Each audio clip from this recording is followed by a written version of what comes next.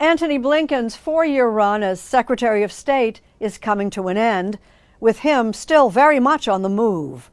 Martha Teichner takes a closer look at Blinken's final days on the job. No easy stroll to the exit for Antony Blinken. With exactly 8 days left as Secretary of State, he's only just concluded what is likely his last trip. Back and forth across the globe, with meetings in Seoul, Tokyo, Paris, and finally Rome. Blinken has traveled more than 1 million miles on the job. Every minute, every hour, every day of the time that we have left, we're focused on getting results. Good evening, everyone. Good evening, sir. We flew with him in early December. Everyone, welcome on board. 3 trips ago, from Washington to Brussels for the most recent NATO foreign ministers meeting. We have a new NATO strategic concept. It recognizes Russia as the most direct threat to the alliance. The main topic of discussion was Russian aggression in Ukraine. But there was a lot of well-wishing going on. There's Blinken right in the middle of the so-called family photo. And now watch this. He photobombs the picture of all the women foreign ministers. You have been a staunch ally, and people like you very much. Mark Rutte of the Netherlands is Secretary General of NATO. All this ceremonial show and tell might be seen as subtle messaging to the incoming Trump administration about the value of nurturing alliances, the stronger together argument. The instruction I got from President Biden on day one was get in there, rejuvenate, re-energize, and even reimagine our alliances and partnerships. Here was one more chance for Blinken to hold up the Biden administration foreign policy report card and his own. If the United States is not engaged, if we're not leading, then probably either someone else is, and probably not in a way that reflects our interests and our values, or maybe just as bad, no one is. What we've done over the last 4 years is we've re-engaged. As for Ukraine? All told, the United States has provided $102 billion in assistance to Ukraine. Our allies and partners, $158 billion. This may be the best example of burden sharing that I've seen in the 32 years that I've been doing this. President-elect Donald Trump wants to end Russia's war with Ukraine. Critics fear not to Ukraine's advantage. Ever the diplomat, Blinken won't say he's trying to Trump-proof the potential outcome.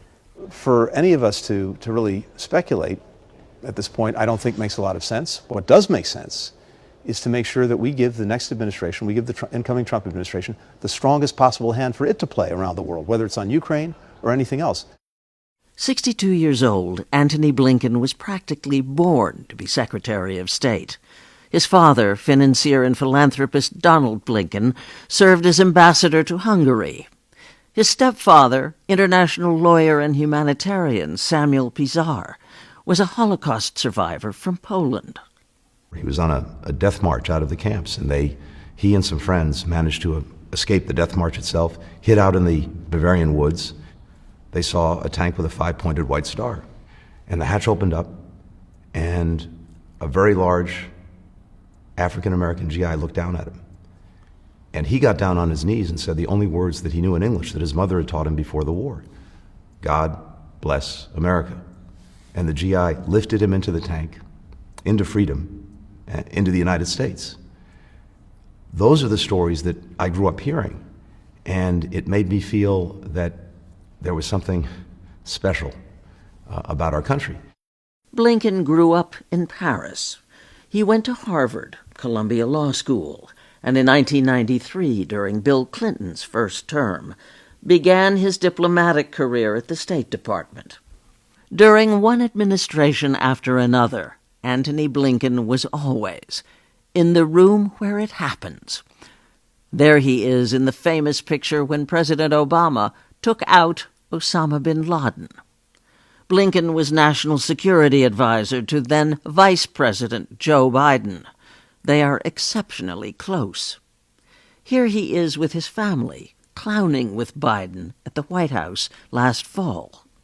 One of the things that's been an immense privilege is to have the kind of relationship where he would seek my counsel, and I always felt with him the ability to speak my mind. It was reported in Bob Woodward's recent book, War, that after Biden's shaky debate performance last July, Blinken met with the president and asked him to consider whether he wanted to be doing this another 4 years, adding, "I don't want to see your legacy jeopardized." Blinken and Biden, their legacies are inevitably linked, for better or worse. Blinken has defended the chaotic U.S. pullout from Afghanistan on their watch, reminding the world the first Trump administration made a deal with the Taliban, forcing the withdrawal. On their rocky relationship with Prime Minister Benjamin Netanyahu over the devastation of Gaza in response to the October 7th, 2023 Hamas attack on Israel, Blinken said this: "It appears that, at least to some people on the outside, that Netanyahu's government is not particularly respecting the role that the United States is trying to play and has helped to finance in its support of Israel, that calls for protecting people, feeding people, have been ignored." The quickest way, the most effective way to get people what they need is actually through what we've been trying to achieve for many months now, and that's a ceasefire with the hostages coming home, massive assistance going in. We're very close to a ceasefire and hostage agreement. Even this late in the game, Blinken is hoping a deal can be reached before Inauguration Day.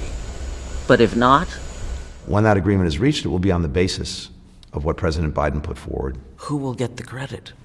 You know, ultimately, it doesn't matter. What really matters is whether the United States can bring real change to people's lives. He still sounds idealistic. There's something a bit square about Antony Blinken.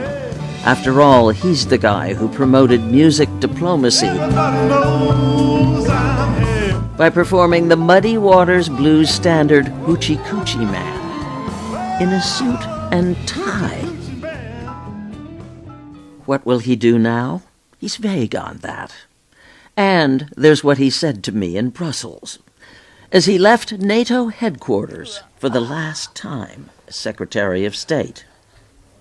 You can't not have strong feelings knowing that you're leaving this building. Sure, you get, look, there'll always be a moment someone says something to you, there's some generous recognition, and for about 30 seconds, you feel that, you take it to heart, but then it's back to work. That really is my focus.